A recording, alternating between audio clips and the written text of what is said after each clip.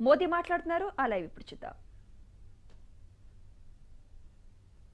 నేను నా చీర देश के दुनिया के टूरिस्ट यहां आनंद ले सके, ये हम सभी की कामना है। ये तभी संभव है जब हम कोरोना से जुड़ी सावधानियों पर भी उतना ही ध्यान देंगे जितना टीकाकरण पर दे रहे हैं। संक्रमण कम हुआ है, लेकिन अभी भी इस वायरस को हमें हल्के में नहीं लेना है। सेफ्टी और हाइजीन पर यहां जितना फोकस होगा, पर्यटक उतनी ही ज्यादा संख्या में यहां आएंगे। साथियों, केंद्र सरकार ने भी हाल में विदेशी पर्यटकों को प्रोत्साहित करने के लिए अनेक कदम उठाए हैं। भारत आने वाले 5 लाख पर्यटकों को मुफ्त वीजा देने का फैसला किया गया है। ट्रैवल और टूरिज्म से जुड़े स्टेक होल्डर्स को 10 लाख रुपए तक का लोन 100% सरकारी गारंटी के साथ दिया जा रहा है। रजिस्टर्ड टूरिस्ट गाइड को भी 1 लाख रुपए तक के लोन की व्यवस्था की गई है।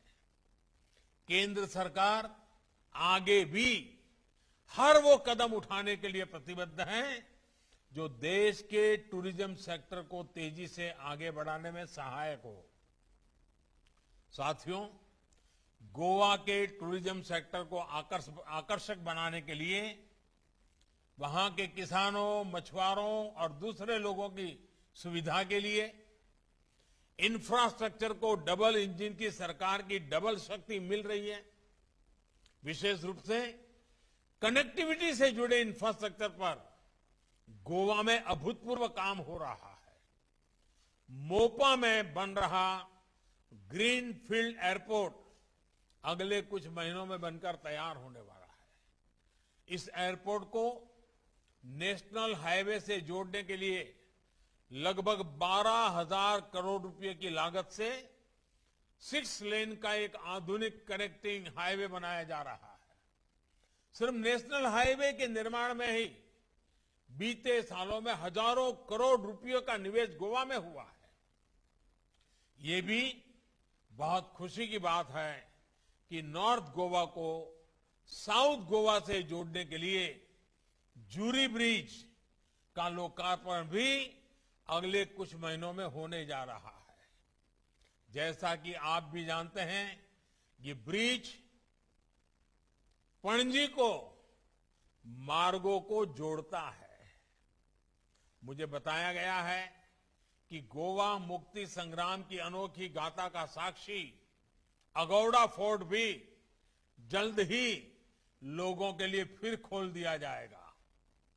भाइयों और बहनों, गोवा के विकास की जो विरासत मनोहर पर्रिकर जी ने छोड़ी थी, उसको मेरे मित्र डॉक्टर प्रमोद जी और उनकी टीम पूरी लगन के साथ आगे बढ़ा रही है।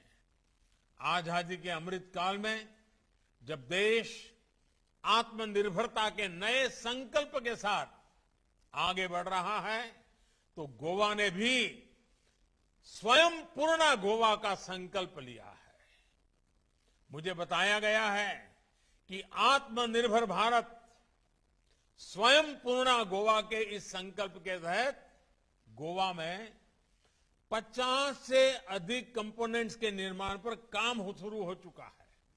ये दिखाता है कि गोवा राष्ट्रीय लक्ष्यों की प्राप्ति के लिए, युवाओं के लिए रोजगार के नए अवसर तैयार करने के लिए कितनी गंभीरता से काम कर रहा है। साथियों, आज गोवा सिर्फ कोविड टीकाकरण में अग्रणी नहीं है, बल्कि विकास के अनेक पैमानों में देश के अग्रणी राज्यों में है।